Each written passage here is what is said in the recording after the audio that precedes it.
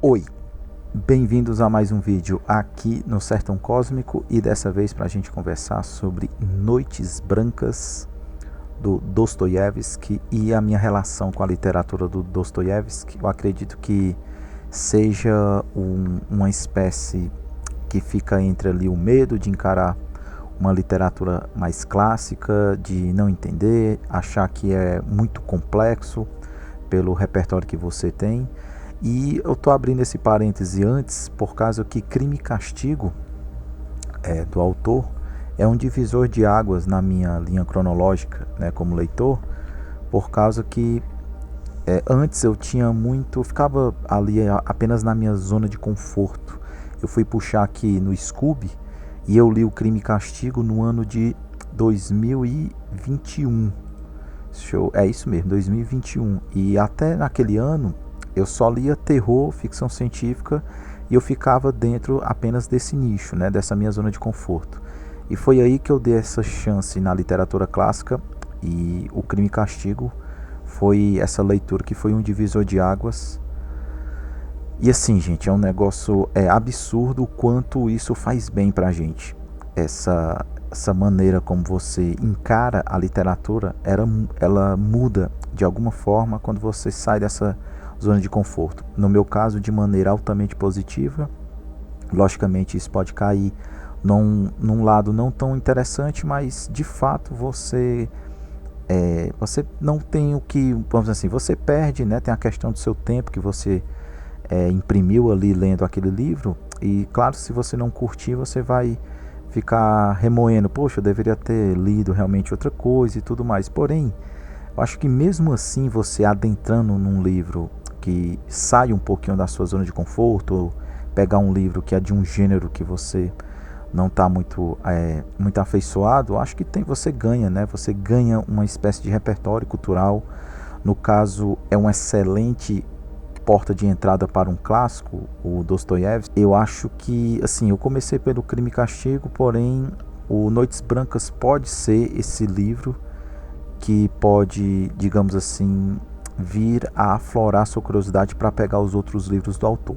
Porém, antes mesmo do Noites Brancas, a gente tem que saber que o autor, não só, quem dera que eu fosse um especialista na literatura, não só russa, mas do Dostoiévski, mas uma galera fala que existe duas fases relacionadas à literatura do cara. Então existe uma literatura antes dele ser preso e depois dele ser preso.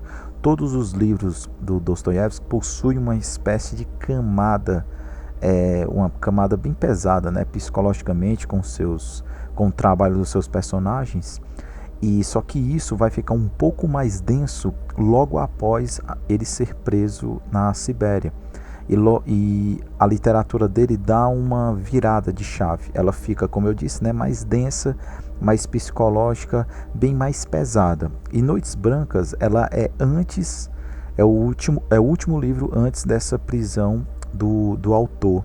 Então aqui a gente tem sim várias camadas psicológicas, porém muitas pessoas podem ao mesmo tempo achar muito simplório, simples, né, o seu argumento, porque aqui a gente volta àquele, faz tempo, né, que eu não imaginava esse amor romântico.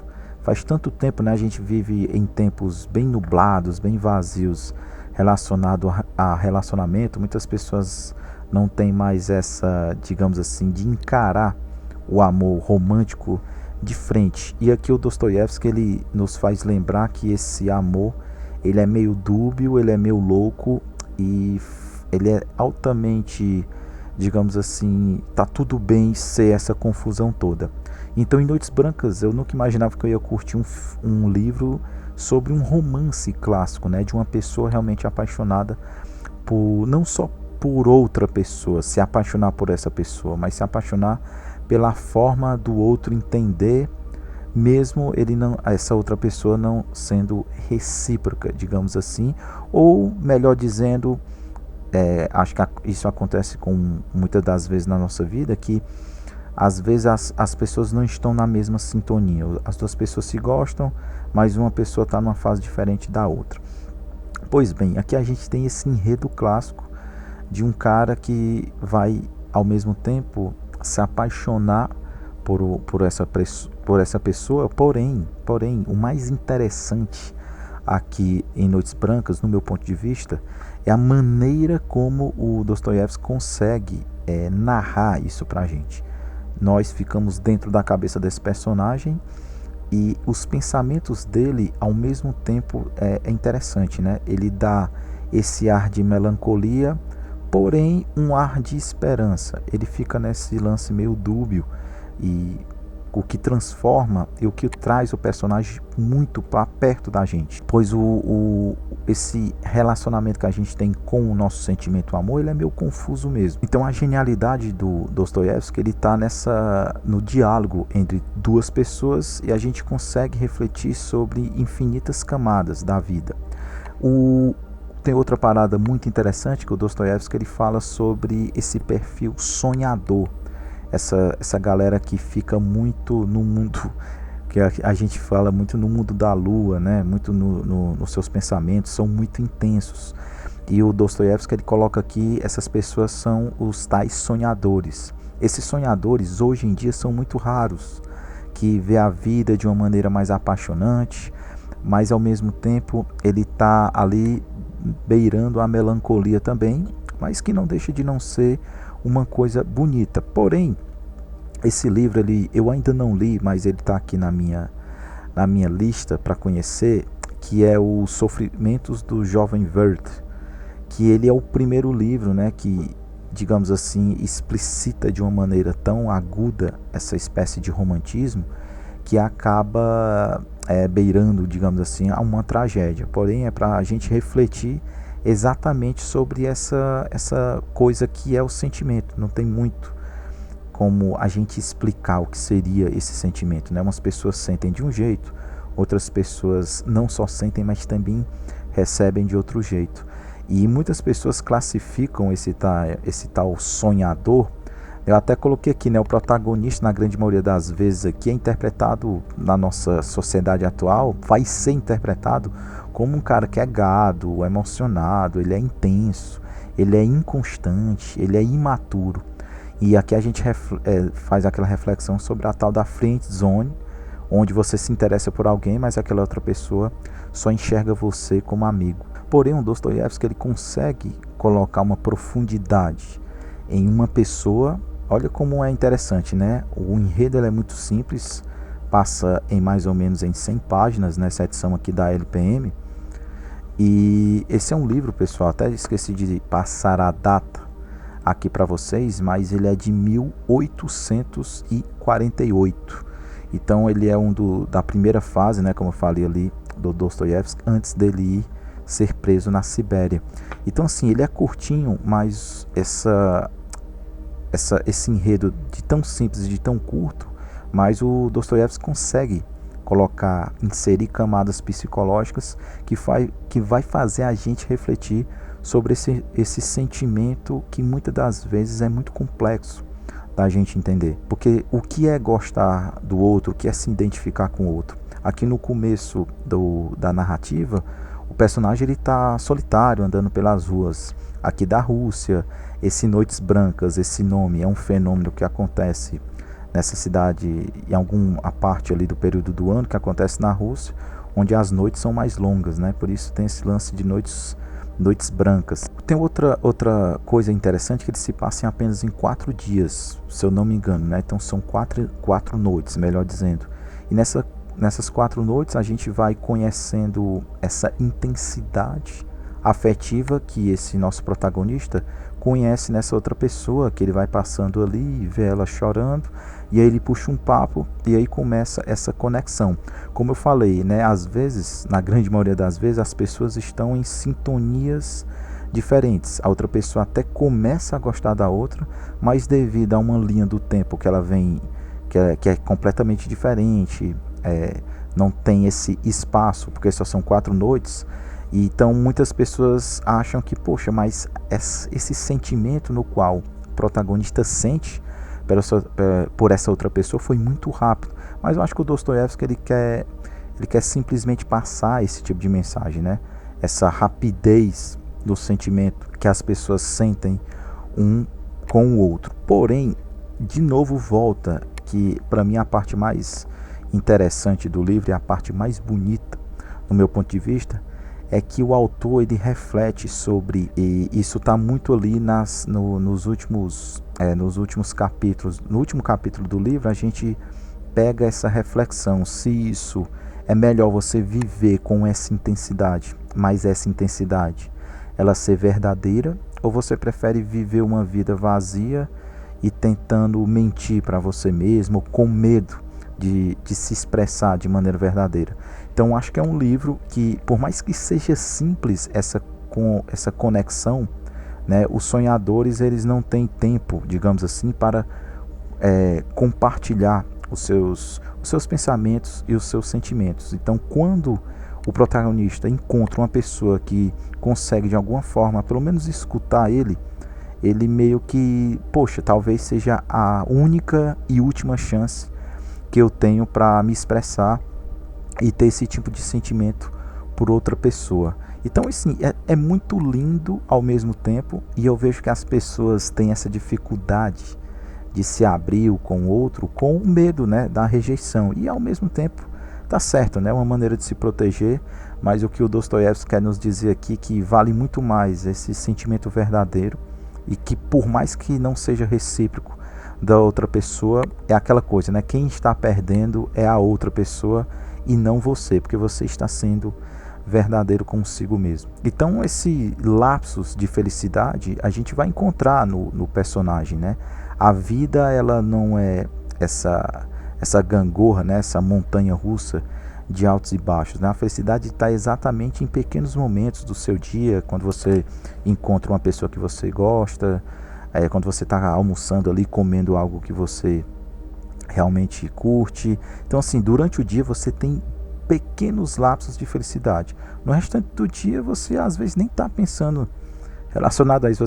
Você está preocupado com o seu trabalho, com outras obrigações. Você está pensando, poxa, de noite eu tenho que, sei lá, botar o lixo para fora, ir para academia. Então assim, a gente vende essa felicidade de uma maneira às vezes errada, né? Principalmente nas redes sociais, onde a galera às vezes quer copiar uma pessoa que tem um estilo completamente de vida diferente do seu. E aqui em Noites Brancas, o Dostoiévski ele dá esse tom romântico que dá pra gente refletir sobre esses lapsos de felicidade, que vale a pena você enxergar a vida por esse meio, apesar desses seus tons melancólicos. Apesar do livro ser simples, né, eu no Scooby eu dei 4 estrelas, uma nota mais ou menos ali entre 8 e 8,5. É um livro muito bem escrito. Eu voltando ao Crime e Castigo, ele seria uma ótima porta de entrada, mas que você não parasse nele se por acaso você não se identificasse muito. Por ele ser simples, o pessoal acha que, poxa, então quer dizer que o Dostoiévski é só isso que o pessoal tanto fala? Poxa, eu não me identifiquei muito por causa que é uma leitura simples.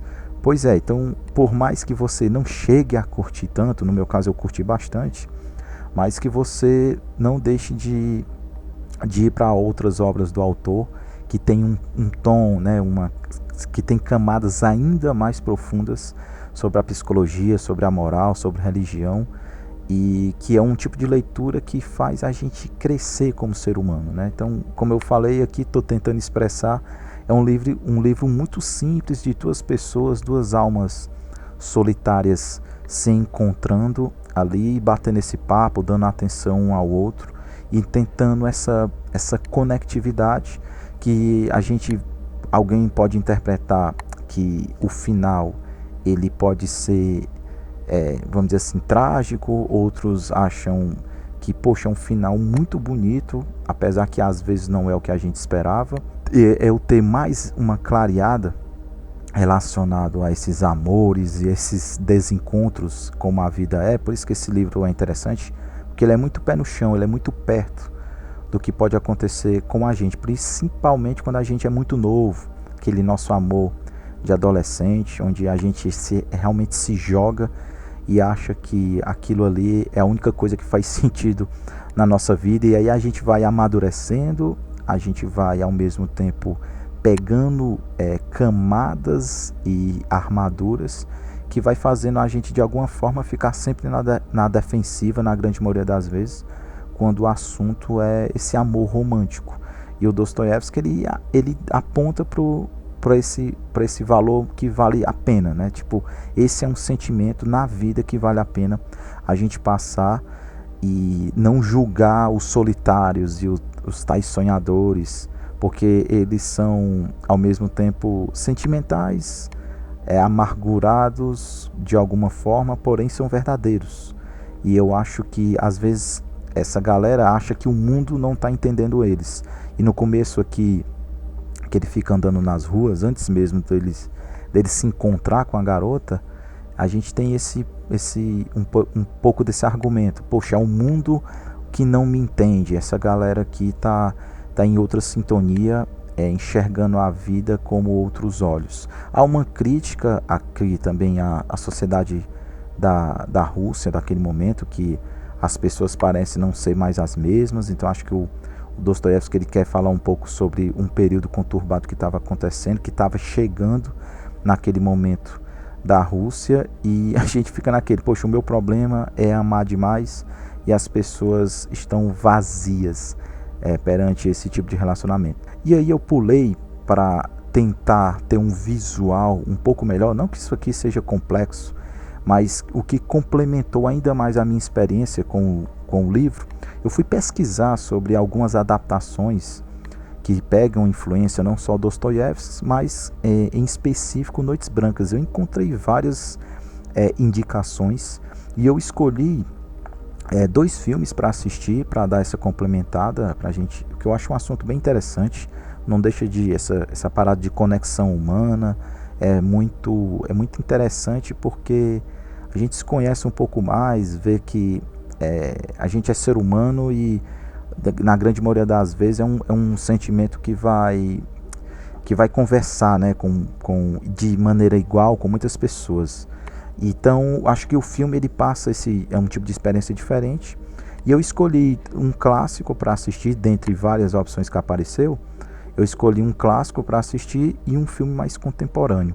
No clássico eu escolhi não só por causa de ser de um diretor muito clássico do neorrealismo italiano, que é um filme de 1957 do Luchino Visconti, que se chama Noites Brancas. Ele é de 1957, ele faz parte ali do finalzinho do neorrealismo italiano, é um dos movimentos mais influentes, né, na história do cinema, e a Nouvelle Vague também foi muito influente ali desse neorrealismo italiano, que a gente vê na filmagem do Visconti, ele pegando, né, essa maneira de interação humana muito pé no chão mesmo, né, pegar realmente o que está acontecendo nas ruas, a maneira como as pessoas se interagem, a conversa, há muita pobreza também naquele momento ali. No caso, o filme se passa na Itália, e ele mostra esse tipo sem firulas mesmo. Então é interessante assistir o filme. Eu acho que o filme ele peca numa das coisas, ele tira o que eu acho mais interessante do livro. A coisa mais interessante no livro, como eu falei, é essa parte mais psicológica. Essa parte mais psicológica que o Dostoiévski ele coloca nos seus personagens. A gente fica dentro da cabeça deles e a gente entende, né, toda essa melancolia, todo esse sentimentalismo. A gente fica ali dentro desses pensamentos. E é claro, né, tem esses diálogos que são muito profundos, bem melancólicos, né? Tem um capítulo aqui que ele só fica falando e outra pessoa escutando. Aqui no filme ele pega essas partes, mas não vai muito a fundo. Ele consegue adaptar, né, dar uma foiçada, digamos assim, né, no argumento do livro, e colocar em tela só o que é mais importante, digamos assim, porque talvez ficaria muito cansativo os diálogos que tem aqui no livro. Porém eu não tem como, para mim não teve aquela aprofundada mais psicológica nos personagens que o livro apresenta, mas é um excelente filme. E como eu disse, eu escolhi esse por ser um clássico do neorrealismo italiano, apesar de ser já ali no finalzinho O neorrealismo italiano começa ali, se eu não me engano, no meio dos anos 40, vai até aos anos 50. Mas assim, é um filmaço, eu indico a todos, eu acho que é um excelente complemento, e você, além de ver esse complemento em tela, você ainda acaba conhecendo um movimento altamente interessante e muito importante para a história do cinema, e a gente espera, né? No meu caso, fui atrás de outros filmes que estão dentro desse movimento. E aí eu peguei também um filme atual, um filme de 2009 chamado Amantes. Ele pega um pouco desse, que ele é estrelado até pelo Joaquin Phoenix. Ele pega esse argumento do que o Dostoiévski pega sobre almas emocionadas, sonhadores que estão meio perdidos por aí, vagando por essa realidade. E ele coloca um tom, ou aqui o diretor, né, que é o James Gray, ele coloca esse tom um pouco mais moderno, dentro da cidade grande. E eu acho que é um argumento altamente atual. Então sim, o Noites Brancas possui é uma melancolia, digamos assim, porém uma melancolia atemporal. Você pode ler esse livro e você vai se identificar, independente da era que você está lendo, independente do ano, principalmente nas redes sociais. Como eu falei, a gente hoje está perseguindo uma coisa, tem muitas pessoas que até sonham em encontrar esse tipo de pessoa, uma conexão um pouco mais profunda, mas está difícil, né? As redes sociais às vezes é um pouco covarde essa vitrine de mostrar a nossa personalidade, a gente é julgado simplesmente por uma tela, né? Então as pessoas julgam você antes mesmo de conhecer, de você contar sobre a sua vida, sobre a sua história, sobre a sua linha do tempo. Então o Dostoiévski, ele mostra um argumento bastante atemporal. Então o Amantes, esse filme de 2009, ele pega toda essa melancolia, toda a complexidade que tem quando você se apaixona por alguma coisa, tem aquela outra paixão que parece estar um pouco mais impossível de acontecer, mas você acaba também entrelaçado dentro dessa loucura. E você meio que, poxa, isso aqui está perto, mas também está me fazendo bem, aquilo ali está longe, está um pouco mais complexo, e eu também quero encarar aquilo ali, também quero agarrar isso. Porém, o personagem do Joaquin Phoenix, ele é muito complexo, né? Ele é um artista, ele ajuda os pais, então tem toda uma subcamadas ali na sua profissão, digamos assim, que mostra que ele é um pouco confuso. Também essa parte artística, ele se expressa, né, pelas suas fotos preto e branco. Então tem todas essas camadas interpretativas que a gente está lidando com um personagem bem melancólico. As meninas ali que fazem parte do enredo, né, do lance da camada mais principal, são bem interessantes também. E aí fica a critério da gente assistir e julgar quem está certo, quem está errado. Mas por mim é um filme que traduz muito bem essa complexidade, que é a gente se encontrar, né? Se encontrar, que eu digo, não só consigo mesmo, mas com o outro. Então sim, foram dois filmes que complementaram, ao meu ver, a experiência de Noites Brancas do Dostoiévski. Esse cara que é sim um dos meus autores favoritos. Para mim, uma excelente porta de entrada para a literatura, não só russa, mas como clássico. Quero começar a ler um clássico e estou meio perdido nessa vastidão, não quer adentrar na literatura nacional por enquanto, né? Então acho que o Dostoiévski, seu Noites Brancas, para mim é uma excelente pedida pelo tamanho e pela complexidade, pela simplicidade, que é mais interessante, né? Ele é simples no argumento, mas o seu argumento ele é muito complexo no que ele quer nos dizer. É isso, Noites Brancas do Dostoiévski, livraço, e eu espero que essa indicação tenha sido relevante ou não para você. E a gente se vê logo mais para mais uma indicação aqui no Sertão Cosmo, beleza? Valeu!